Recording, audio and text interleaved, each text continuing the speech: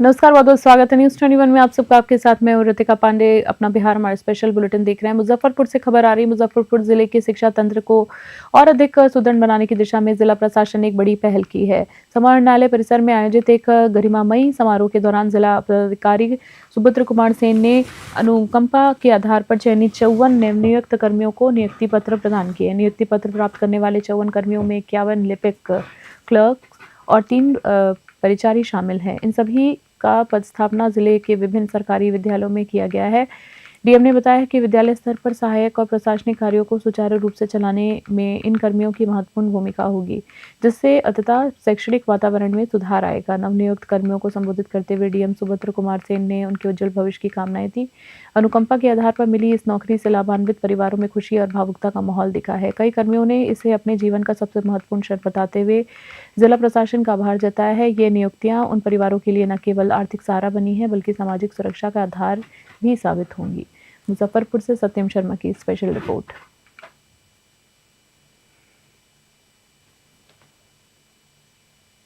जहानाबाद से खबर देख रहे हैं। जहानाबाद जिले के कल्पा थाना क्षेत्र अंतर्गत ककड़िया गांव में उस वक्त मातम पसर गया जब रेलवे ट्रैक पर मिले अज्ञात शव की पहचान गांव के ही राजेंद्र पासवान के रूप में हुई है। शुक्रवार को पोस्टमार्टम की प्रक्रिया पूरी होने के बाद पुलिस ने शव परिजनों को सौंप दिया है। बता दें, राजेंद्र पासवान गुरुवार की शाम अपने घर से टहलने के लिए निकले थे। टहलते हुए वे दरदा नदी पुल के पास स्थित रेलवे ट्रैक पर पहुंच गए। इसी दौरान वहां से गुजर रही किसी तेज रफ्तार ट्रेन की चपेट में आने से उनकी घटना स्थल पर ही दर्दनाक मृत्यु हो गई। दुखद खबर है, जब राजेंद्र पासवान और देर रात घर नहीं लौटे तो परिजनों ने उनकी तलाश शुरू कर दी। सनसनीखेज मामला है, जहां खोजबीन करते हुए परिजन विभिन्न थानों में पहुंचे, जहां जीआरपी रेलवे पुलिस ने उन्हें ट्रैक पर एक शव बरामद होने की सूचना दी। सदर अस्पताल स्थित पोस्टमार्टम हाउस पहुंचकर परिजनों ने शव को कपड़ों और हुलिये के आधार पर उनकी पहचान की है। पुष्टि की घटना की सूचना मिलने पर जीआरपी ने टाउन थाना पुलिस के सहयोग से शव को कब्जे में लेकर पोस्टमार्टम कराया है। कागजी कार्रवाई पूरी होने के बाद शुक्रवार शाम को शव अंतिम संस्कार के लिए परिजनों को सुपुर्द कर दिया गया। इस दुखद घटना के बाद ककड़िया गांव में शोक की लहर है। परिजनों ने पुलिस को बताया है कि मृतक राजेंद्र पासवान की मानसिक स्थिति पिछले कुछ समय से ठीक नहीं थी, जिसके कारण संभवतः वे ट्रेन की आवाज या खतरे का अंदाजा नहीं लगा सके। जहानाबाद से वरुण कुमार की रिपोर्ट। सूचना मिला था सर कि कल ही से ही गायब थे। करीब 3 से 4 बजे घर से निकल गए थे और हम लोग खोजबीन करिए रहे थे। रात में भी 9-10 बजे तक हम लोग खोजबीन किए थे। वहाँ काफ़ी था, पता नहीं चला तो फिर हम लोग घर चल गए। उसके बाद फिर मॉर्निंग में हम लोग 5 बजे से खोज रहे थे। कोई आदमी के द्वारा बताया गया कि मोबाइल पर आपका चल रहा है कि वृद्ध जो हैं कट गए हैं रेलवे अथी यहाँ दरधा पुल पर। उसके बाद एक हमारे पंचायत के ही हैं हिमांशु शर्मा, उनके घर वजह है, तो उनसे हम फ़ोन करके पूछा कि ये ऐसा ऐसा बात सुने हैं, तो वो भी बताया कि नहीं, 8 बजे जो है ट्रेन से एक वृद्ध कटे हैं। तब हम लोग जीआरपी को संपर्क किए। जीआरपी ने फ़ोटो दिखाया तो पाए कि हमारा ही परिजन हैं, जिनका नाम राजेंद्र पासवान है, घर ककड़िया। क्या जहानाबाद कुछ काम से आए हुए थे? नहीं सर, थोड़ा सा दिमागी हालत उनका ठीक नहीं था, करीब 20 वर्षों से। और काफ़ी देखभाल में तो रहते थे, लेकिन घर से किसी तरह से वो निकल गए, लोग के पता नहीं चला। ऐसे तो बंधक बना के नहीं रहते, मतलब ऐसे घूमते फिरते थे, कहीं बाहर नहीं निकलते थे। कल की घटना है जो नरकटियागंज की बात करें तो खबर आ रही है, जहां नगर परिषद क्षेत्र में शहर को जाम की समस्या से मुक्ति दिलाने के लिए प्रशासन ने सख्त तेवर अपना लिया है। शनिवार को अनुमंडल पदाधिकारी एसडीओ और अनुमंडल पुलिस पदाधिकारी एसडीपीओ के नेतृत्व में पोखरा चौक से लेकर अस्पताल चौक तक भारी पुलिस बल के साथ अतिक्रमण हटाओ अभियान चलाया गया है। अभियान के दौरान सड़क किनारे और फुटपाथ पर अवैध रूप से बनाई गई झोपड़ियों को और दुकान को बुलडोजर पीला पंजा की मदद से हटाया गया है। प्रशासन की इस कार्रवाई से पूरे बाजार क्षेत्र में अफरा तफरी का माहौल रहा है। कई दुकानदार कार्रवाई से पहले ही अपना सामान समेटते हुए नजर आए हैं। एसडीओ ने बताया है कि अतिक्रमण के कारण शहर में आवागमन बाधित रहा है और जनता आए दिन जाम की स्थिति से परेशान रहती है। बता दें, प्रशासन का कहना है पूर्व में सभी को नोटिस देकर अतिक्रमण स्वतः हटाने की मोहलत दी गई। जिन लोगों ने नोटिस का पालन नहीं किया उन पर बलपूर्वक कार्रवाई की गई। अनुमंडल पदाधिकारी ने स्पष्ट चेतावनी दी है कि शहर को सुंदर और व्यवस्थित बनाने के लिए प्रक्रिया लगातार जारी रहेगी। यदि दोबारा किसी ने सार्वजनिक स्थल या सड़क पर अतिक्रमण लगाने की कोशिश की तो उनके खिलाफ कड़ी कानूनी कार्रवाई की जाएगी। नरकटियागंज से मोनू ठाकर की रिपोर्ट।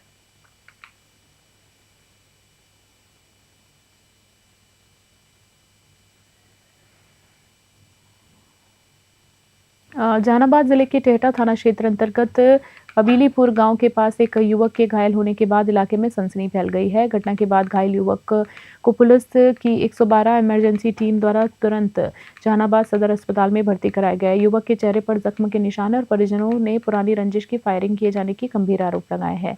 अस्पताल पहुंचे परिजनों का दावा है कि पुरानी रंजिश के कारण ही मणि कुमार पर गोली चलाई गई, जिसके छर्रे उनके चेहरे पर लगे। हालांकि मेडिकल रिपोर्ट परिजनों ने आपको बता दें, मेडिकल रिपोर्ट परिजनों के दावों से अलग कहानी कह रही है। सदर अस्पताल के डॉक्टर अरविंद कुमार नंदा ने स्पष्ट किया है कि युवक को गोली नहीं लगी है। उन्होंने बताया कि यदि फायरिंग हुई भी है तो बारूद के गर्म छींटों या किसी अन्य घर्षण से चेहरे पर हल्की खरोंचें आई है। युवक खतरे से बाहर है और प्राथमिक उपचार के बाद घर जाने की स्थिति में है। 112 टीम की पुलिसकर्मी प्रेमचंद्र ने बताया है कि मामले की गंभीरता को देखते हुए पुलिस टीम दोबारा घटनास्थल पर जाकर साक्ष्य जुटाएगी।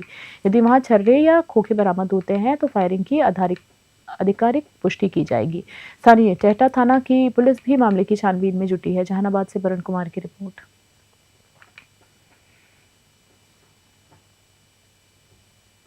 हम लोग दोनों भाई खाद लाने गए थे। ये मेरा भाई छोटा भाई था, वो अंडा के पोच खाने गया था।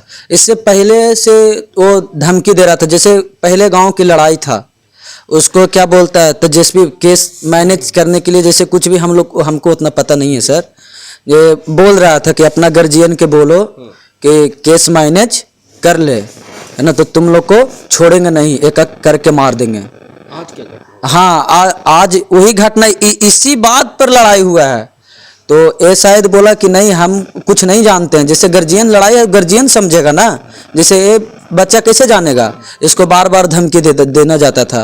उसके बाद हमको सामने इसको क्या किया कि जैसे इसको बैठा के गाड़ी पर लेके आ गए हम उसको। हाँ, मनीष पासवान नाम का व्यक्ति टेहटा से आया है और कहा कि गोली लगा हुआ है, लेकिन गोली कहीं लगा हुआ नहीं है।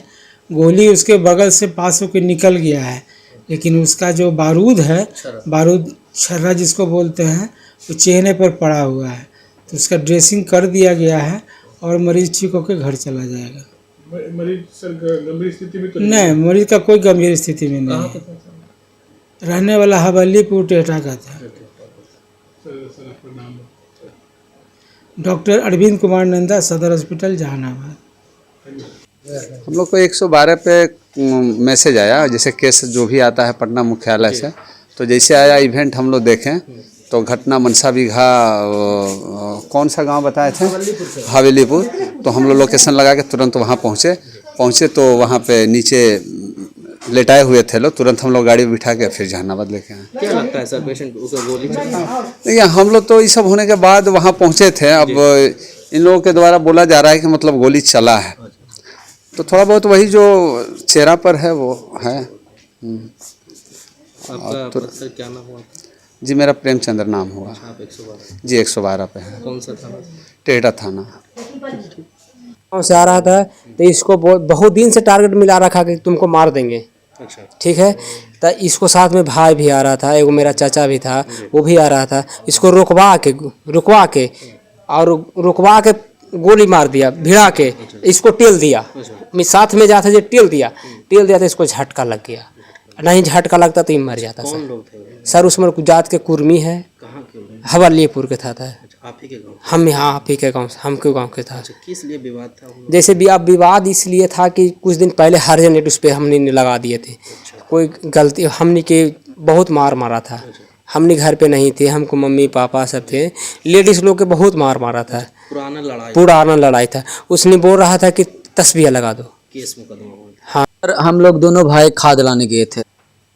अगली खबर की बात करें, बक्सर से आ रही है। सदर अस्पताल की दवाओं की कालाबाजारी पर बिफरे विधायक आनंद मिश्र बोले, भ्रष्टाचार करने वालों को धो दूंगा। जी हां, बक्सर सदर अस्पताल में सरकारी दवाओं के वितरण में हो रही अनियमितताओं और गबन की शिकायतों पर सदर विधायक आनंद मिश्रा ने शुक्रवार को कड़ा रुख अपनाया है।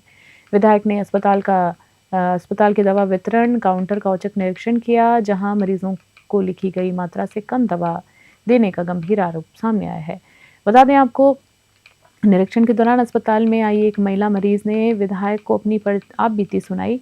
मरीज ने बताया है कि डॉक्टर ने उसे 20 टैबलेट पर्चे पर लिखकर दी थी, लेकिन वितरण काउंटर पर उसे केवल 10 टैबलेट एक पत्ता ही थमाया गया है। शिकायत के बाद विधायक सीधे काउंटर के अंदर दाखिल हुए और कर्मियों की क्लास लगा दी। विधायक ने अस्पताल प्रशासन को कड़ी चेतावनी देते हुए कहा कि यदि दवा की कालाबाजारी या वितरण में गड़बड़ी की पुष्टि होती है तो संबंधित कर्मियों पर एफआईआर दर्ज कर उन्हें जेल भेज देना जाना चाहिए। विधायक ने सख्त लहजे में कहा कि मरीजों का हक है कि दवा चोरी करने वाले भ्रष्टाचारियों को वो धो देंगे और किसी भी कीमत पर भ्रष्टाचार स्वीकार नहीं होगा। जी हाँ, किसी भी कीमत पर भ्रष्टाचार स्वीकार नहीं करेंगे, नहीं होगा। विधायक ने मामले में औपचारिक रूप से अस्पताल प्रबंधन में लिखे स्पष्टीकरण मांगते हुए बात कही है। बक्सर से धीरज कुमार की स्पेशल रिपोर्ट।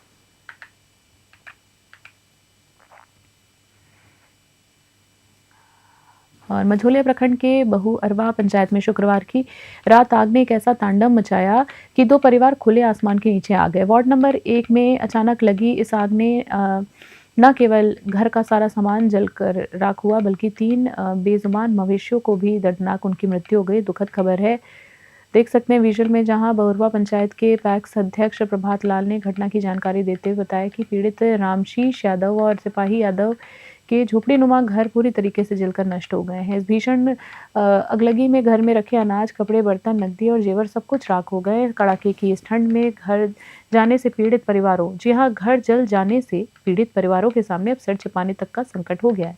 घटना के बाद ग्रामीणों ने एकजुट होकर कड़ी मशक्कत के बाद आग पर काबू पाया, जिससे आसपास के अन्य घरों को बचाया जा सका। पंचायत के मुखिया देवीलाल सानी ने मझौलिया सीओ अंचल अधिकारी राजीव रंजन को घटना की विस्तृत जानकारी दी है और आग लगने के स्पष्ट कारणों का भी पता नहीं चल पाया है, लेकिन अनुमान लगाया जा रहा है कि इस हादसे में लाखों रुपए की संपत्ति क्षति हुई है।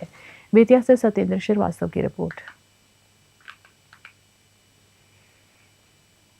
बिहार में हार्ट कँपाने वाली ठंड और शीतलहर के दस्तक देते ही भागलपुर जिला प्रशासन एक्शन मोड में नजर आया है। शुक्रवार की देर रात जिलाधिकारी डॉक्टर नवल किशोर चौधरी खुद प्रशासनिक अमले के साथ सड़कों पर उतरे और फुटपाथ पर जीवन बसर करने वाले असहाय और बेबस लोगों के बीच कंबल उन्होंने वितरित किया है। जिलाधिकारी डॉक्टर नवल किशोर चौधरी अपने लश्कर के साथ सबसे पहले शहर के स्टेशन तक पहुंचे, जहां कड़कड़ाती हुई ठंड में सो रहे जरूरतमंदों, रिक्शा चालकों और ठेला खींचने वाले मजदूरों को जगाकर उन्होंने खुद अपने हाथों से कंबल उड़ाया है। डीएम को अपने बीच पाकर व मदद पाकर असहाय लोगों के चेहरे पर सुकून नजर आया। इस दौरान डीएम ने लोगों को ठंड से बचाव के जरूरी टिप्स भी दिए हैं। ठंड से राहत दिलाने के लिए जिला प्रशासन द्वारा सार्वजनिक स्थलों का अलाव जलाने की शुरुआत कर दी गई है। बता दें आपको, जिलाधिकारी के निर्देश पर स्टेशन चौक, खलीफा बाग चौक, घंटाघर चौक, तिलका मांझी चौक और मायागंज अस्पताल परिसर में अलाव जलाए गए हैं। प्रशासन का लक्ष्य है कि रात्रि में आवागमन करने वाले यात्रियों और खुले में रहने वाले लोगों को ठंड से तत्काल राहत मिल सके। भागलपुर से राहुल सिद्दीकी की रिपोर्ट।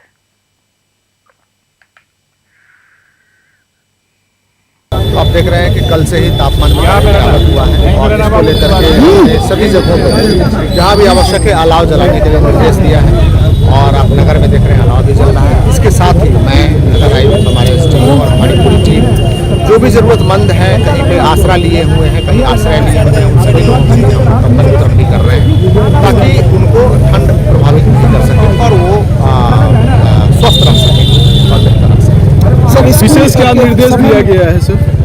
विशेष निर्देश है कि हम लोग असेसमेंट भी करेंगे। इसके लिए टीम भी बनाई गई है कि कई आश्रय स्थल, हमारे आश्रय स्थल पर वैसे लोगों का आवागमन अभी नहीं है, कहीं छूटे हुए लोग कहीं किसी दुकान पर बैठे हुए हैं, कहीं स्टेशन पर पड़े हुए हैं, बस स्टैंड पर पड़े हुए हैं, तो उनके लिए जो ऐसे छूट गए और ठंड में बाहर नहीं जा पा रहे हैं, उन लोगों के लिए फूड ब्लैंकेट की स्कूल के समय में भी परिवर्तन किया गया है।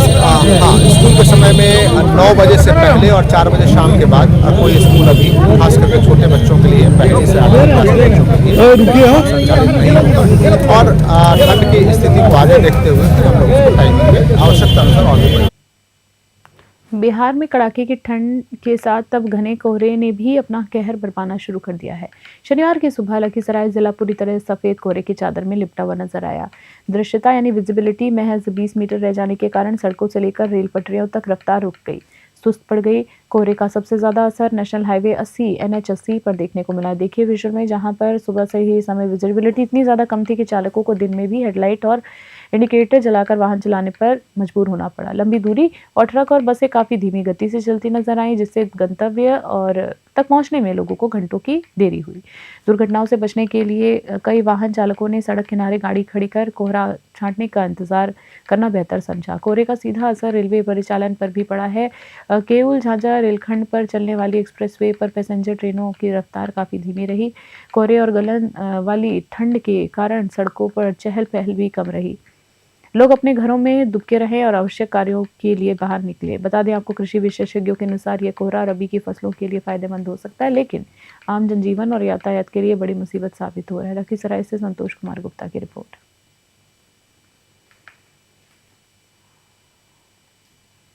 खास बुलेटिन में इतना ही। बने रहे न्यूज़ 21 फिलहाल के लिए नमस्कार, जय हिंद।